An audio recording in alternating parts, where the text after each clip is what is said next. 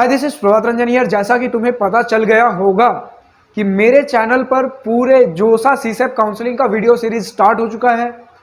इसका पूरा का पूरा एक वेल स्ट्रक्चर्ड प्लेलिस्ट क्रिएट हो चुका है। यहाँ पे उस प्लेलिस्ट का लिंक आ रहा होगा। अगर ये लिंक मिस हो गया है तो नीचे डिस्क्रिप्शन में भी दिया गया है। इस प्लेलिस्ट को जाकर के सेव कर लो, क्योंकि इसमें पूरे काउंसलिंग से रिलेटेड हर एक इंपॉर्टेंट बातें डिस्कस की जाएगी। छोटे छोटे वीडियोज में एक एक टॉपिक को उठा करके। तो इसी जोसा सीसेप काउंसलिंग वाले वीडियो सीरीज को आगे बढ़ाते हुए इस वीडियो में हम बात कर रहे होंगे सीट एक्सेप्टेंस फी के बारे में। बहुत सारे बच्चों को ऐसा लगता है कि ये जो मेरा सीट एक्सेप्टेंस फी है यही मेरा एडमिशन फी है, लेकिन ऐसा है नहीं। जो तुम्हारा सीट एक्सेप्टेंस फी है इसका मतलब ये होता है कि जोसा ने तुम्हें जो भी सीट अलॉट की है वो सीट तुम्हें चाहिए, और उस सीट को पाने के लिए, उसे अपने पास बनाए रखने के लिए तुम कुछ एक अमाउंट उसे पे कर रहे हो। ये एडमिशन फी से अलग होता है। हाँ, थोड़ा सा ये फी ज़्यादा होता है। तो फी होता कितना है? ये फी जनरल EWS OBC NCL के लिए 35,000 रुपीज़ होती है, और बाकी सारे कास्ट्स के लिए 15,000 होती है। अब इसी 35,000 और 15,000 में जोसा की सर्विस फी जो कि 3,000 है वो इंक्लूडेड होती है। अलग से और कोई अमाउंट पे करने की ज़रूरत नहीं है। अब हमें ये सीट एक्सेप्टेंस फी देना कब होता है? तो कभी भी जोसा काउंसलिंग के दौरान फर्स्ट टाइम, याद रखना, सिर्फ और सिर्फ फर्स्ट टाइम जब तुम्हें सीट अलॉट होगी तब तुम्हें फी देना होता है। ये नहीं कि अगले राउंड में मुझे एक नई सीट मिली तो उसके लिए अलग फी देना है, ऐसा कुछ नहीं है। सिर्फ फर्स्ट टाइम पे करना होता है। यही फी अगले सीट के लिए ट्रांसफर होता रहता है। वो सारा झंझट जोसा देख लेता है। इसी चीज़ की वो 3,000 सर्विस फी ले रहा है। सारे काउंसलिंग प्रोसीजर की वो 3,000 ले रहा है ना तुमसे, तो बाकी झंझट तुम्हें देखने की जरूरत नहीं, वो जोसा कर लेगा। तो तुम्हें इसे सिर्फ एक बार देना होता है। लेकिन सपोज करो तुमने फी कभी उसे दी ही नहीं, तो इसका मतलब क्या होगा? इसका मतलब ये हुआ कि जो तुम्हें सीट मिली है उस सीट को तुम रिजेक्ट कर रहे हो और जोसा काउंसलिंग से बाहर आने के लिए तैयार हो।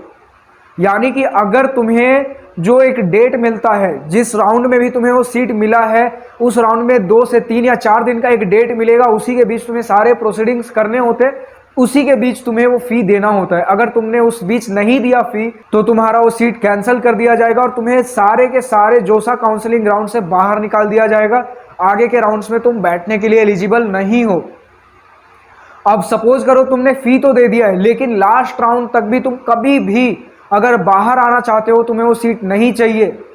सपोज करो कहीं और, किसी और जगह तुम्हें एडमिशन लेने का मन है किसी और काउंसलिंग के थ्रू, और तुम्हें वाली सीट सब नहीं चाहिए, बट तुमने सीट एक्सेप्टेंस फी पे कर दिया था, तो भी कोई दिक्कत नहीं है। 3,000 रुपीज़ जो कि जोसा की सर्विस फी थी उसे काट करके बाकी सारा अमाउंट तुम्हें रिफंड कर दिया जाता है।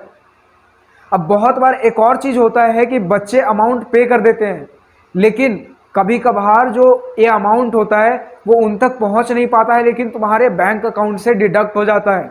अब इस केस में तुम्हें क्या करना है कि 24 आवर्स तक तुम्हें वेट करना है।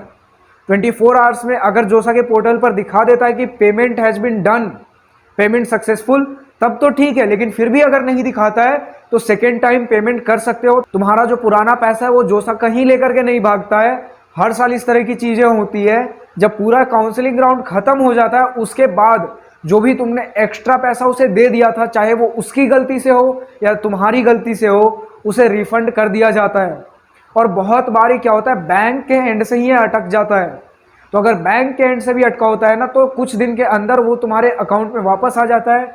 अगर फिर भी नहीं आता है तो तुम अपने बैंक को फ़ोन करके बोल सकते हो, वो इस केस में जांच पड़ताल करता है और उसके बाद तुम्हारे पैसे तुम्हारे पास वापस आ जाते हैं। ये एक हेवी अमाउंट है। तो यहाँ इतने हेवी अमाउंट के साथ ना तुम्हारा बैंक लापरवाही करता है, ना जोसा इतने पुराने समय से काउंसलिंग करते आ रहा है वो लापरवाही करता है, और ना ही तो कोई यहाँ चोर बैठे हैं जो कि तुम्हारे पैसे चुराने के लिए तैयार हैं। तो ना तो ये तुम्हारा पैसा कहीं फंसेगा और ना ही अटकेगा। वो कुछ दिन बाद कभी ना कभी वापस आता ही है। तो अगर पेमेंट डिडक्ट हो चुका है लेकिन फिर भी वहाँ शो नहीं कर रहा है, 24 घंटे वेट करने के बाद भी शो नहीं कर रहा है, तो तुम दोबारा पेमेंट कर दो। तो इस वीडियो में बस इतना ही। अब कॉलेज काउंसलिंग को लेकर के बिल्कुल पर्सनल गाइडेंस चाहिए तो यार मेरा दिवास्त्रा जही पर्सनल मेंटरशिप प्रोग्राम चल ही रहा है और चलता ही रहेगा, क्योंकि तुम सबने जो भरोसा दिखाया है, विश्वास दिखाया है, काफी बढ़िया चल रहा है। तो अगर तुम्हें भी इसे ज्वाइन करना है तो इसका रजिस्ट्रेशन फॉर्म नीचे डिस्क्रिप्शन में दिया गया है, जाकर के इसे फिल आउट करो। और हर सैटरडे संडे 6 to 8 PM जो भी तुम्हारे डाउट्स हैं भर भर के पूछो और पैसा वसूल लो। तो इस वीडियो में बस इतना ही। अगर वीडियो पसंद आई हो तो लाइक शेयर सब्सक्राइब करना मत भूलना, और अगर कुछ पूछना हो तो कमेंट सेक्शन तुम्हारे लिए ही है यार। So thank you for watching this video, good bye, have a nice day, all the best for your future and enjoy your journey.